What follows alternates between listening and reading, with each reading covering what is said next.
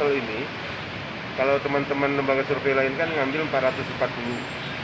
Sekarang kita ngambil di sampel sebanyak 820 dengan margin error 3,5%, dengan tingkat kepercayaan 95%. Nah, ini kita ambil secara proporsional di 19 kecamatan dan di 64 desa. 176 desa atau kelurahan yang distribusinya menyebar proporsional. Nah, di mana hasilnya ini memang terlihat kejar mengejar, namun di titik-titik terakhir sekarang ini pasangan nomor urut 1 Panca Ardani itu sebesar 53,35%, lalu pasangan Ilyas Endang itu sebesar 35,30%, dan ada yang masih ngambang yaitu 11,35%. Nah, artinya apa ini?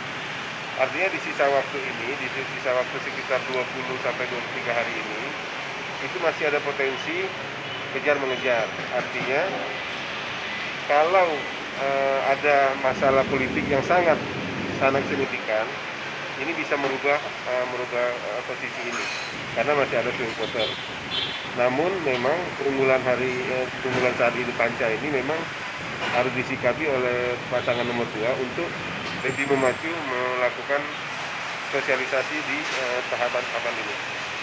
Nah, lalu kita lihat lagi sosialisasi ini kan dianjurkan oleh Bawaslu kan melalui online, Darling.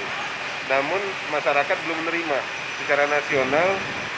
Penggunaan sosialisasi atau kampanye dengan Darling ini kan baru hanya 10%. Maka dari itu calon-calon ini kan turun ke lapangan pasti dengan tatap muka. Nah, tatap muka ini kita berhadapan dengan kondisi hari ini yaitu COVID ini. Nah, itu yang menjadi masalah kan gitu kan. Nah, satu.